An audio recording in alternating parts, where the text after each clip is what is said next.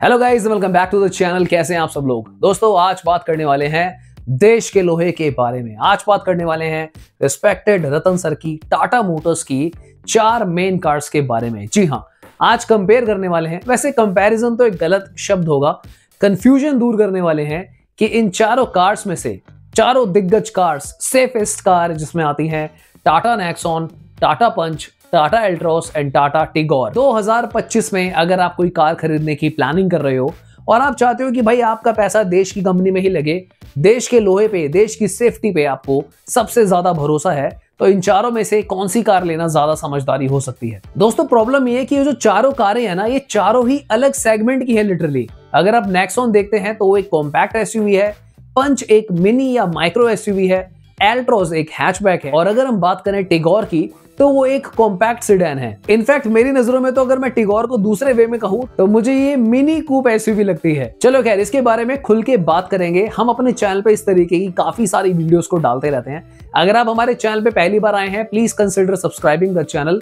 और वीडियो को लाइक जरूर कर दीजिएगा। चलिए फटाफट से वीडियो को स्टार्ट करते हैं। नमस्कार, जय हिंद दोस्तों। आई होप सारे शेयर बढ़िया होंगे। तो इन चारों कार्स में से कौन सी कार सबसे अच्छी है, ये कहना थोड़ा सा गलत होगा, क्योंकि दोस्तों हम सबकी नीड्स अलग अलग होती हैं, हम सबकी रिक्वायरमेंट्स अलग अलग होती हैं। तो ये कहना सही होगा कि इन चारों कार्स में से आपके लिए कौन सी सबसे अच्छी कार है। सबसे पहले सेगमेंट के अकॉर्डिंगली बात करते हैं। अगर हम बात करें नेक्सॉन की, जो कि कॉम्पैक्ट एसयूवी है, तो कॉम्पैक्ट एसयूवी के जो मेन फीचर्स होते हैं, इनकी ग्राउंड क्लियरेंस अच्छी होती है, यानी कि जो रोड होता है, सतह होती है, उससे इंजन के टकराने का जो डिस्टेंस होता है वो काफी सही होता है। तो आपके रोड अगर खराब हो तो वहां पे एक वैल्यूएबल चीज होती है। इनफैक्ट अगर हम कार के स्पेस की बात करें, वो भी आपको काफी ज्यादा बेहतरीन मिलता है। सस्पेंशन की परफॉर्मेंस, इंजन की पावर, ये सब ज्यादा मिलती है। वहीं पे अगर हम बात करें मिनी या माइक्रो एसयूवी की, जो कि टाटा पंच है, वो क्या करती है, वो साइज में थोड़ी सी छोटी जरूर होती है, पर कम पैसों में आपको थोड़ी सी एसयूवी जैसी फीलिंग देने की कोशिश करती है। अगर हम बात करें हैचबैक की, तो हैचबैक काफी समय से हमारे देश में चलती आ रही है। दोस्तों एल्ट्रोस तो इनफैक्ट एक ऐसी हैचबैक है जो आज की डेट में आपको डीजल भी ऑफर कर रही है, जहां पे आपको कोई और हैचबैक डीजल में देखने को नहीं मिलती है। कंपैरेटिवली अगर हम बात करें टिगोर की, वो एक कॉम्पैक्ट सेडान है, तो यहाँ पर अगर हम कॉम्पैक्ट सेडान के कंपटीशन की बात करते हैं तो वहां पे आती है आपकी डिजायर या फिर ऑरा। पर इस कॉम्पैक्ट सेडान में खासियत यह है दोस्तों कि एक 4 स्टार कॉम्पैक्ट सेडान है, जो आपको मजबूती बेजोड़ देती है। इनफैक्ट रिसेंटली ही टिगोर का फेसलिफ्ट आया है, तो लुक्स काफी ज्यादा बदल गए हैं। इन चारों कार्स के बारे में डीपली बात करनी स्टार्ट करते हैं। दोस्तों इन चारों कार्स में सबसे ज्यादा महंगी जो है वो ऑब्वियसली टाटा नेक्सॉन है, क्योंकि वो एक कॉम्पैक्ट एसयूवी है, और जैसा मैंने बोला कि ये कार जो है ज्यादा मजबूत होती है। इसका ओवरऑल सब कुछ ज्यादा ही रहेगा अगर आप बाकी 3 कार से कंपेयर करते हो, चाहे हम स्पेस की बात करें, चाहे हम सस्पेंशन रिस्पॉन्स, इंजन की पावर, या फिर ओवरऑल सेफ्टी की बात करें। इनफैक्ट नेक्सॉन में आपको एज स्टैंडर्ड बेस मॉडल से ही 6 एयरबैग्स देखने को मिलते हैं, जो कि आपको बाकी 3 कार्स में देखने को नहीं मिलते हैं। अगर हम बात करें फ्यूल ऑप्शंस की, तो यहाँ पे नेक्सॉन आपको पेट्रोल, सीएनजी, डीजल और साथ में ईवी के अंदर भी अवेलेबल है। अब दोस्तों टाटा की सीएनजी का हल्के में मत ले लेना। टाटा की सीएनजी जानी जाती है ट्विन सिलेंडर टेक्नोलॉजी के बारे में। इनफैक्ट टाटा ने ढूंढा था भाई ये सिस्टम।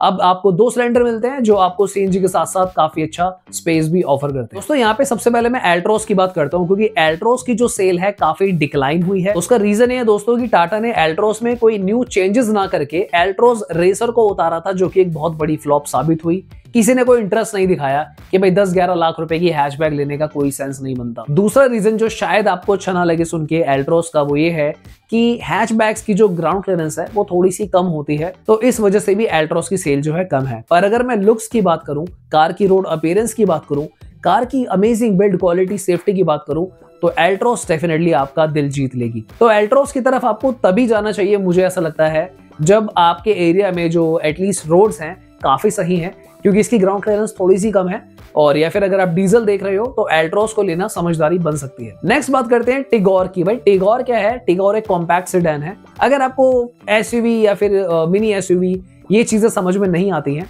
तो डेफिनेटली आप टिगोर की तरफ जा सकते हैं।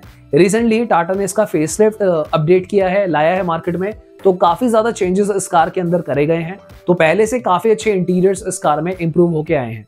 मुझे ऐसा लगता है दोस्तों कि आज के डेट में आपके सबसे ज्यादा कंफ्यूजन्स जो हैं टाटा नेक्सॉन और पंच को लेकर हो सकते हैं, क्योंकि ये जो दोनों कार्स हैं साइज में दिखने में काइंड ऑफ सिमिलर ही लगती हैं, पर लोगों को समझ नहीं आता कि भाई नेक्सॉन महंगी क्यों है और पंच सस्ती क्यों है।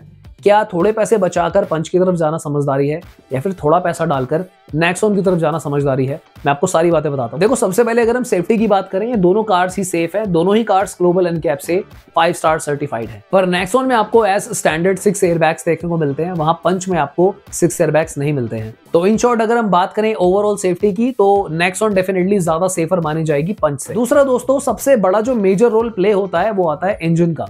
अब मैं आपको बता दूं कि नेक्सॉन के अलावा बाकी तीनों कार्स के अंदर सेम ही 1.2 लीटर का 3 सिलेंडर इंजन आपको देखने को मिलता है। तीनों कार्स का सेम है।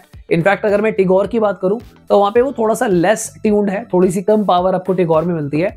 अदरवाइज एल्ट्रॉस पंच सिमिलर पावर आपको प्रोवाइड करती है। यहाँ पे नेक्सॉन का प्राइस ज्यादा इसलिए है क्योंकि नेक्सॉन में आपको 1.2 लीटर का ही इंजन मिलता है, but that is a turbo engine जो कि आपको बहुत ही ज्यादा पावर प्रोवाइड करता है। सो इन शॉर्ट, अगर आप एक ड्राइव एंथुसियास्ट हो, आपको कार भगाने दौड़ाने का शौक है, तो Nexon can be a choice for you. और ऑन दी अदर साइड, अगर आपको ज्यादा पावर नहीं चाहिए, आपको डिसेंट पावर ही चाहिए, आप थोड़ा सा पैसा बचा सकते हो क्योंकि एल्ट्रोज और पंच की तरफ जाके आप ज्यादा फीचर्स ले सकते हो, तो कम पावर में अगर आप एडजस्ट हो पाओ तो वहां पर 1.2 NA इंजन के साथ जाना भी समझदारी हो सकती है। दोस्तों, मैं आपको बता दूं कि अगर हम माइलेज की बात करें, पंच, एल्ट्रोस, टिगोर, अगर आप इनको डिसेंट तरीके से चलाएं, हाईवेज पे 80-90 पे रेव करें, शहरों में भी डिसेंट तरीके से चलाएं, तो आप इन तीनों कार्स में नेक्सॉन से थोड़ी सी ज्यादा माइलेज अचीव कर सकते हैं। सो आई होप सबसे बड़ा डिफरेंस आपको समझ में आ रहा होगा कि इंजन क्या रोल प्ले करता है। तो नेक्सॉन की तरफ तभी जाएं जब आपको ज्यादा बड़ा पावरफुल इंजन चाहिए हो, क्योंकि देखिए लॉन्ग रन में टर्बो इंजन जो होता है वो थोड़ी सी ज्यादा मेंटेनेंस मांगता है अगर हम उसको NA इंजन जो कि नेचुरल एस्पिरेटेड इंजन होता है एल्ट्रोस, पंच, टिगोर में जो आपको मिलता है, तो यानी कि कम खर्चीली बाकी 3 कार हैं, थोड़ा सा ज्यादा खर्चा आपका नेक्सॉन में होगा। नेक्स्ट अगर हम बात करें सस्पेंशन रिस्पॉन्स की, तो सबसे अच्छे सस्पेंशन आपको नेक्सॉन में ही देखने को मिलेंगे क्योंकि नेक्सॉन का प्राइस भी ज्यादा है। उसके बाद पंच, एल्ट्रॉस का सस्पेंशन मुझे ऑलमोस्ट सेम लगा। लास्ट में मैं टिगोर का सस्पेंशन यहाँ पे रखना चाहूँ। नेक्स्ट पॉइंट में हम बात कर लेते हैं दोस्तों डायमेंशंस की। तो दिखने में डेफिनेटली जो लंबी चौड़ी आपको ज्यादा लगने वाली है वो नेक्सॉन लगेगी, क्योंकि कॉम्पैक्ट SUV है तो इसका नेचर ही ऐसा होता है कि थोड़ी सी बड़ी लगती है देखने में। उसके बाद आपको पंच काफी थोड़ी लंबी चौड़ी लगेगी।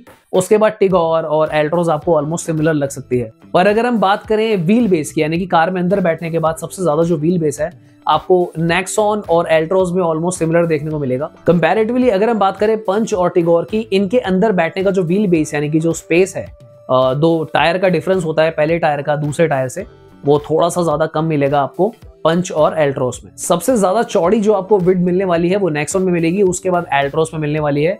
तो 3 लोगों में बैठने का जो कंफर्ट है आपको नेक्सॉन और एल्ट्रोस में ज्यादा अच्छे से मिलेगा। अगर हम बात करें कार की ऊंचाई की, सबसे ऊंची जो है यहाँ पे नेक्सॉन लगती है, उसके बाद टाटा पंच। तो ये सब्जेक्टिव चीज होती है, ऊंचा होना ना होने से कुछ ज्यादा फर्क नहीं होता है। आपकी चॉइस है कि अगर आपका काम अगर एल्ट्रोस से भी चलता हो या फिर टिगोर से भी, और बाकी रिक्वायरमेंट्स आपकी मैच होती हैं, तो आप उस तरफ भी जा सकते हैं। दोस्तों, अगर आपको बूट स्पेस ज्यादा चाहिए तो सबसे अच्छा और ज्यादा बूट स्पेस आपको टिगोर में मिलता है, विच इज 419 लीटर्स।